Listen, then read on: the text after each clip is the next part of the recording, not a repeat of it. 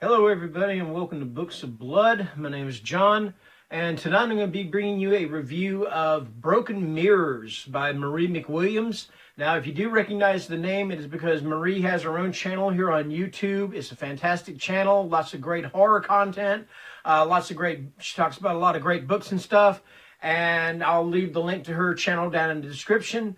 So anyway, Broken Mirrors.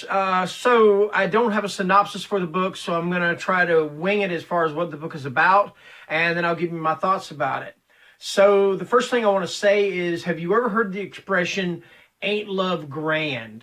All right? If you have, then you know what it means to be in love. I mean, I'm talking about so in love that you accept a person, warts and all. I mean, the good, the bad, the ugly, you accept them. You want to be with them. You want to marry them, whatever you want to do as far as love is concerned.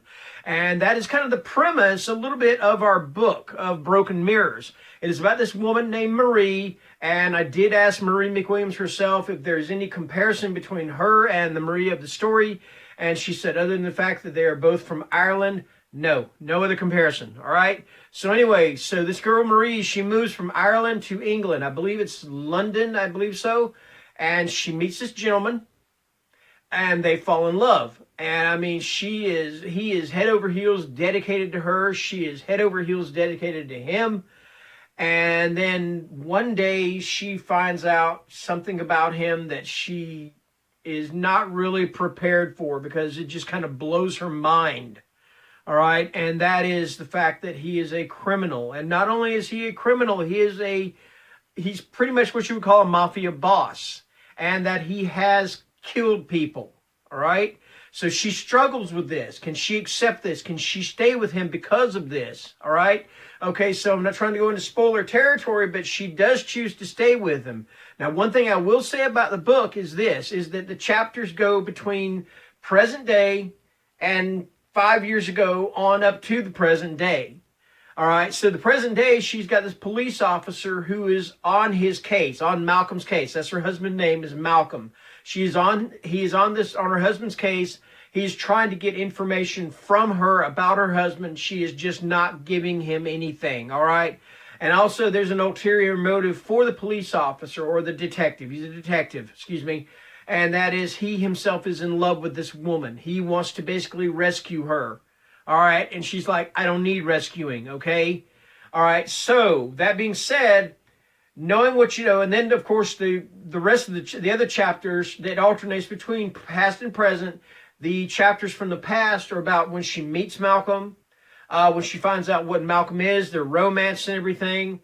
And it leads on up to the present day. And in the present day, she finds herself in a very sticky situation, so to speak. Her life is in danger because of the fact that she has decided to stick with him. All right. I don't want to go into too much more detail about it. One thing I will say about this book is that I was talking to Marie about it. I told her I bought the book on my Kindle, for my Kindle. And she told me that because of a situation in her life when she was writing this book, that it goes to some really dark places. And I'm like, oh, okay. So I start reading the book, and I'm like, all right, okay. And then I start to get into the places that are dark. And I understand exactly where she's coming from. She does go to some dark places. Now, this is not a horror novel.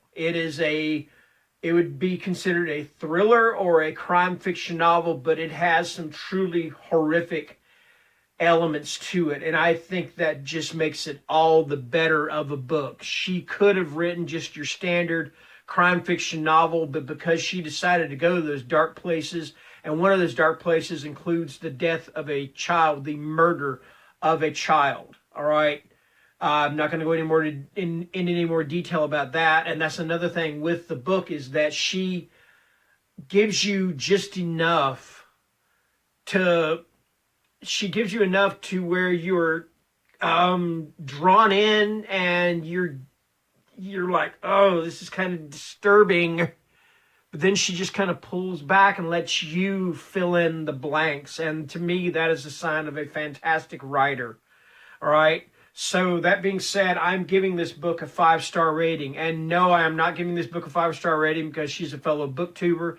If I had not liked this book, I'd have given it a 1-star, 2-star, whatever, but I truly and absolutely enjoyed this book, and it definitely deserves a 5-star rating. So that being said, that is my review.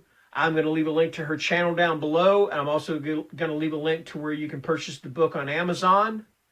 And until next time, thank you for watching. Have a great day. Enjoy your work week. If you are working, stay safe, stay healthy, stay home, and good night.